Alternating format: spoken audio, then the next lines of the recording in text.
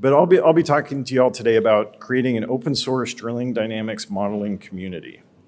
And so what I'll be describing is something that we've been working on within the industry for a few years now.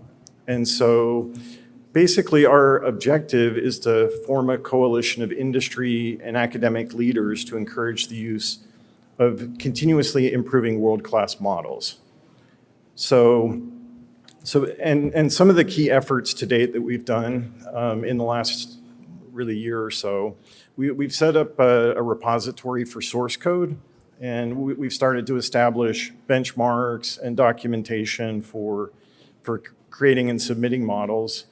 And we've also started producing documents around coding standards, and we've brought in a number of SMEs that will be part of a review process as we move forward. So the effort, I've got another slide that goes a little bit more into the history, but this really got started 2 or 3 years ago. We've got an SPE subcommittee within the Drilling Systems Automation Technical Section, or DSATs, within SPE. So it's basically the open source modeling subsection. And so that's basically where this is all stewarded. So we're basically looking to build open source drilling dynamics models.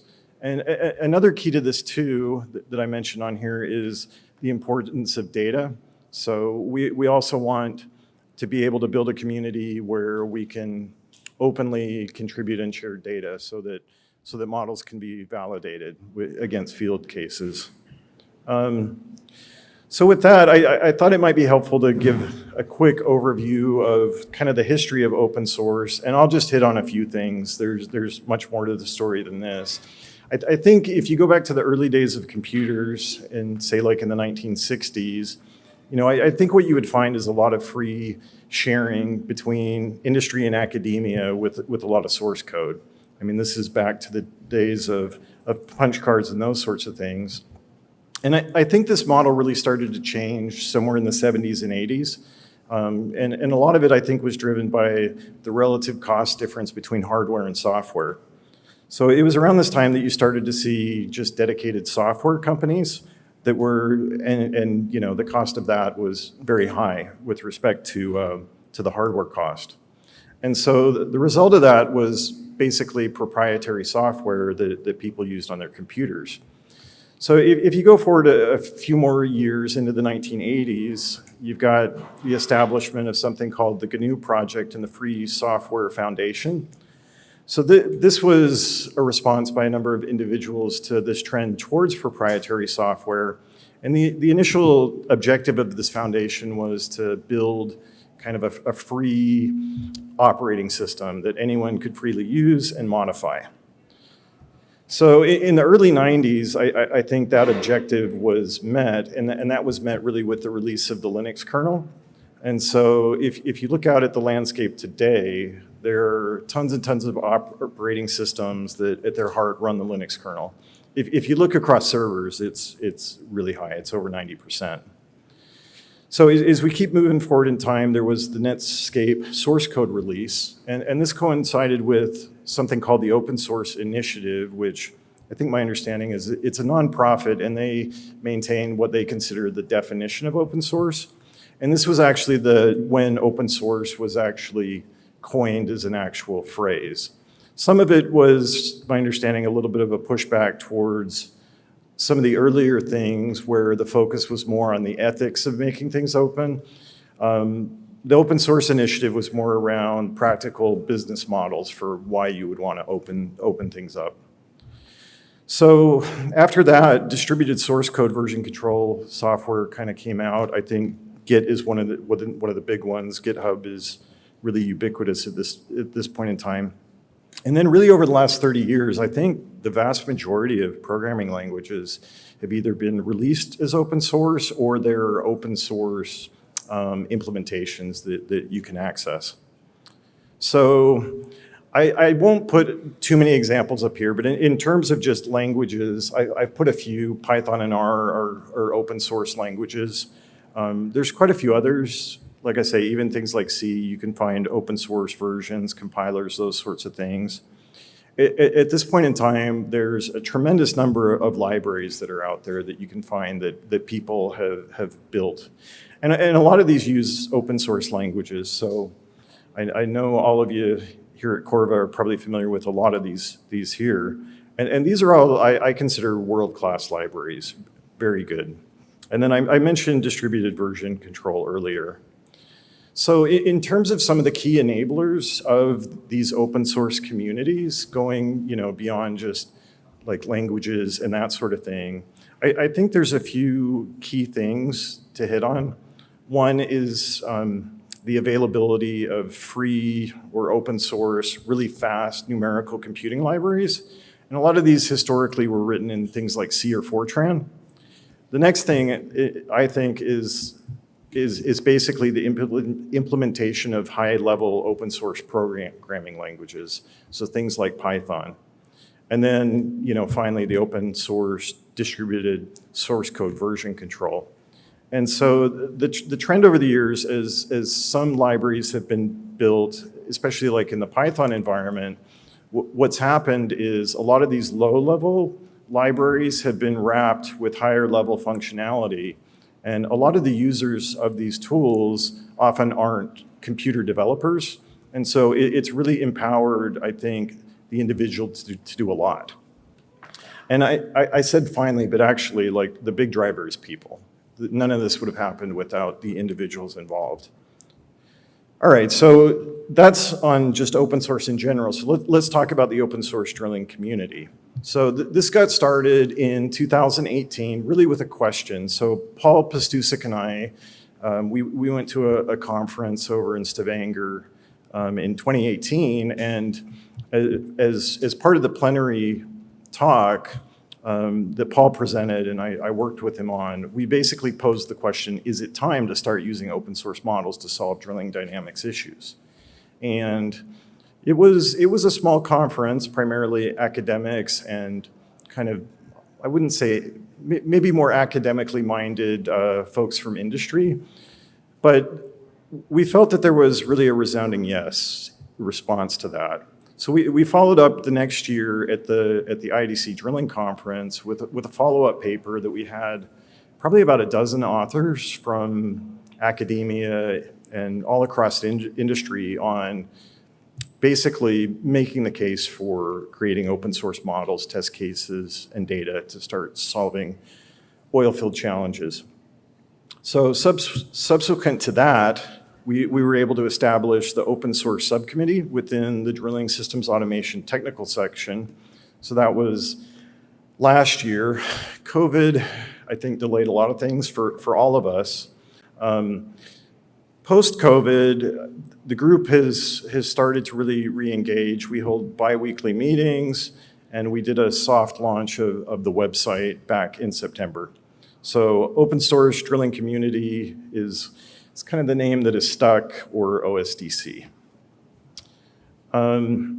So a little bit about the steering committee. So, in terms of ExxonMobil, we initially challenged the industry, and we've managed to gather SMEs from really all across the industry, from operators, service companies, and academia to take part. University of Calgary, they're currently hosting the website, and the repos being managed through GitHub.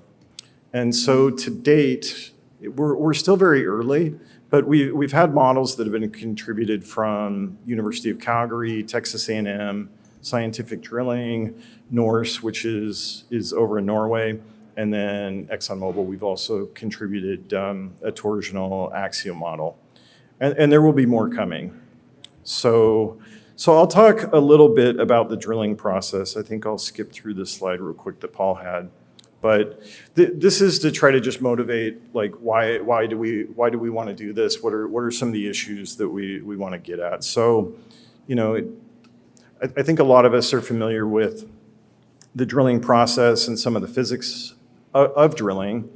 Obviously, when we plan wells, we do a lot of engineering analysis in the planning stage, to make sure that everything is going to be spec'd so that we can drill the well. But, as we drill, there's a number of issues that we can run into. And so So I've shown some of these here on this slide. Let's see if any of these have started to play. I don't know, it looks like the videos aren't gonna play. So we will skip the videos, that's fine. What I would have showed you is examples over here. This video up here shows basically really severe axial vibrations that you can see in the hook load. This actually just is going crazy. So that's one mode of vibration that can be really damaging during the drilling process. Torsional vibrations are other ones. Some of the really bad ones that actually, maybe I can click on these and play. Or not. I don't use computers with apples on them usually, so I'm sorry.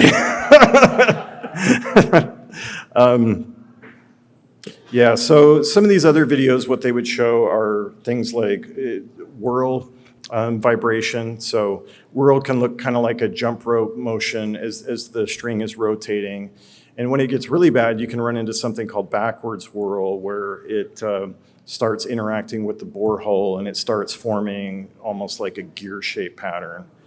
Really damaging, really dangerous, and we break things when these things become really severe. Let's see, let's click through all this. So I won't spend a lot of time on this slide, but this is more just some example of modeling. The image in the center here is an example of the model that Rajat Dixit, who's with ExxonMobil, contributed to the initiative. So this is just kind of an image showing what the model looks like. So in this case, we're modeling the string from really the top drive all the way to the bit using a certain amount of fidelity. In this case, it's a lump parameter model. And so, but in terms of modeling, we're really important we're very interested in what happens at component levels, so tools. We're interested in what happens at the surface with the control systems. And then we're interested in what is going on within the BHA and then really along the string. And so really the goal of this project is to be able to eventually put together a pretty holistic model of the drilling assembly. And really what we would like to get to is a point where we can have the experts focusing more on certain components as opposed to the whole system. So to hit on a few more things in terms of importance of modeling, I think with the damaging scenarios I showed you earlier, you can kind of get a sense for, that's going to result in cost issues. Understanding versus prediction. A big part of why we want to model, especially like as an operator perspective, is to understand the physics of the system and typically, hopefully have a good plan going in and a good design so that we have the least likely chance of having issues in execution. And so I think that's really where the power of modeling comes in. It's not so much the prediction, but the insight that comes from the prediction. And so, and you can get that at, subsystem levels all the way up to the system level. And so we want to understand all of that. And so the last bullet point on this slide is a comment by Paul, and that's basically, we think it should be inconceivable to put a new tool in the ground or a new control system on a rig without testing those systems numerically at the component level and the system level. That's what we would ideally really like to see. So in terms of kind of where are we right now with modeling in the industry, there's a lot of really good commercial models that are available. And I think most of our organizations use different ones of these models. Sometimes the full details of what the model is doing may not be completely transparent. Academic models, one of the challenges that we've seen is they're often single use. And so maybe a lab builds something and it's often for kind of a certain problem. And one of the problems that we see kind of over and over again is like rebuilding models from scratch, kind of building the whole thing. And we want to get away from that and basically move towards, improvements that build upon each other. Yeah, and another thing with academia that I think would be really good is if we can get to a point where, we're building on top of, not just the papers that have been written, but also, leverage tools that others have made so that we can incrementally move to the next level. So in terms of some of the benefits, collaboration, transparency, these are big benefits. I mentioned reinventing the wheel earlier. And I think a lot of our SMEs, if we can get to a point where we're working collaboratively like this, our SMEs can build, more focused models for different components as opposed to the whole system. So we've got experts that are really good at auto drillers, bits, motors, those sorts of things. Yeah, and I don't think any of this is out of line with companies' desire to have certain things proprietary. I think one thing that we've learned over the last 20 years or so is that these things can be used together. And so what we're hoping is that, folks can share what they want to share, and then what you want to keep proprietary, that's fine as well. And, we hope that, organizations will see the benefit of even, using these tools with their own proprietary things. I think Corva, you all know integration. I probably don't need to hit on this, but this is the world we're moving into. It's data, data, data, connecting it, and we want to connect it to models. And, when you're using open source tools, I think it often makes it a lot easier. So in terms of how to join the effort, I don't have the website listed here, but basically, if you search for the open source drilling community, you can find that. You can go to the SB website as well. Again, as I mentioned, we're sponsored by SP through DSATs, and University of Calgary is maintaining the website, at least right now. So a little bit more on, I guess, joining the effort and where we think this is going. So we'll be setting up processes for, folks to submit models to the effort. I think right now the intention is to prioritize models that are based on peer-reviewed literature, but any models that'll be submitted, we'll set up a way to vet them through running benchmarks and those sorts of things. Yeah. So with that, do you have any questions?